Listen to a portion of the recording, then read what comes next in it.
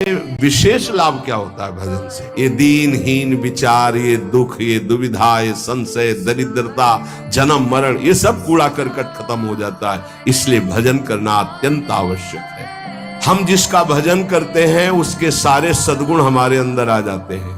भजन करने से सबसे बड़े भगवान है तो सबसे बड़ा बन जाता है। भजन का लाभ है भगवान से बिछुड़े थे भगवान से मिल जाना। हम अगर एक जन्म प्रभु को दे देते तो अनंत जन्मों की बिगड़ी बन जाती, तो घाटा थोड़ी है, लाभ ही लाभ है। वो मेरे पिता है, मेरे स्वामी, मेरे प्रीतम, मेरे सब कुछ, और उनको मैं भूल गया। ये बात जानने के लिए जब हम भजन करते हैं तो हमारे हृदय में आ जाता है कि हमारे प्रभु है। फिर जो सुख प्राप्त होता है वो कभी किसी लोक और भोग में नहीं प्राप्त हो सकता। जब प्रभु के चिंतन करते करते आपके आंसू निकलने लगे, रोमांच होने लगे, अब सुख आया है।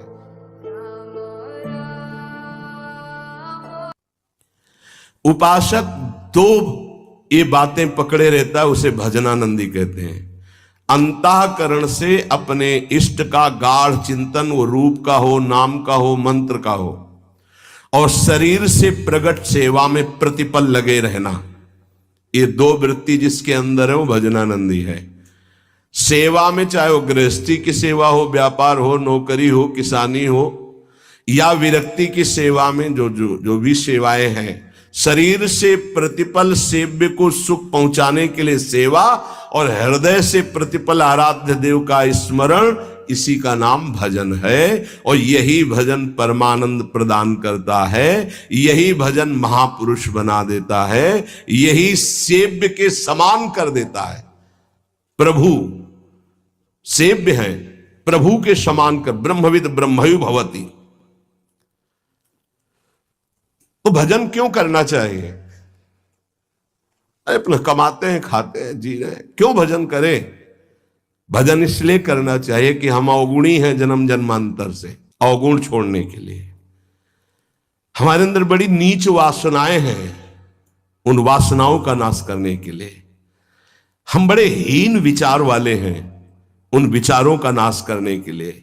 हमें हर तरफ से दुख ने घेर रखा है, उस दुख का नाश करने के लिए, जन्म मरण से छूटने के लिए। हम जिसका भजन करते हैं उसके सारे सद्गुण हमारे अंदर आ जाते हैं। अतः हमें नाशवान वस्तु व्यक्ति का भजन नहीं करना, अविनाशी का भजन करना है। वो है श्री भगवान। भजन करने से सबसे बड़े भगवान है तो सबसे बड़ा बन जाता है। ये दीनहीन विचार, ये दुख, ये दुविधा, ये संशय, दरिद्रता, जन्म मरण, ये सब कूड़ा करकट खत्म हो जाता है। इसलिए भजन करना अत्यंत आवश्यक है। भजन करना अत्यंत आवश्यक है। इससे विशेष लाभ क्या होता है? भजन से विशेष लाभ यह होता है कि जहां से हम बिछुड़े थे वहीं हम पहुंच जाते हैं। कहां से बिछुड़े हैं? प्रभु से। ममैवांशो, कितना गलत हो गया है।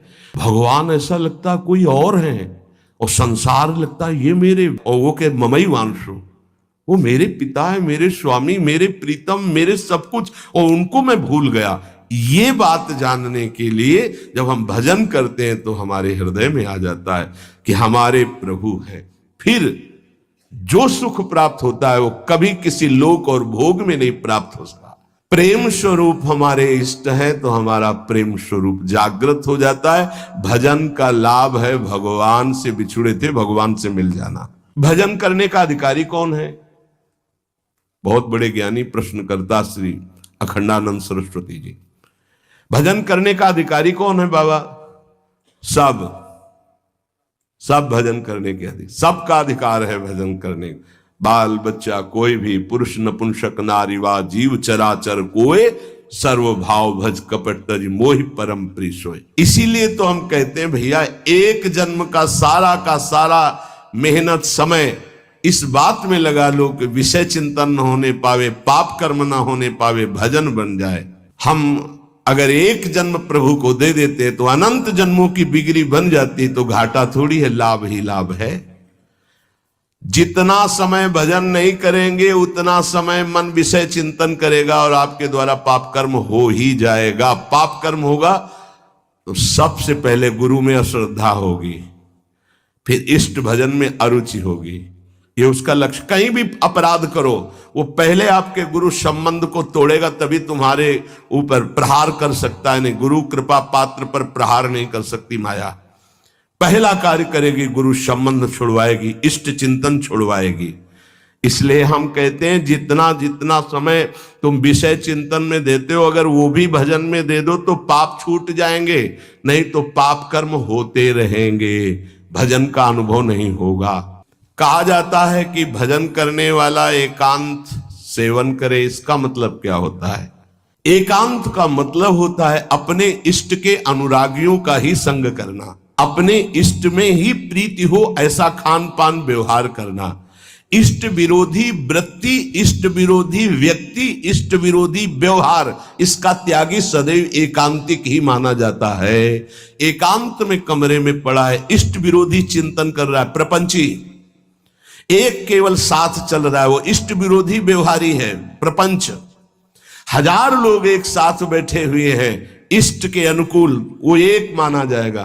पूज्य स्वामी जी ने पूछा, भजन करने वाले को मुख्य सावधानी क्या रखनी चाहिए? क्या ऐसा है जो उनको बिल्कुल नहीं करना चाहिए?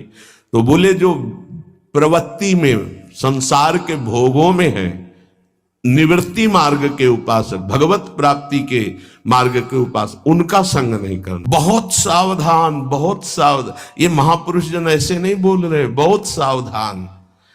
प्रवृत्ति मार्ग के जनों का संग करना सबसे ज्यादा त्याज्य विषय भजन करने वालों को है, ये ध्यान रखें।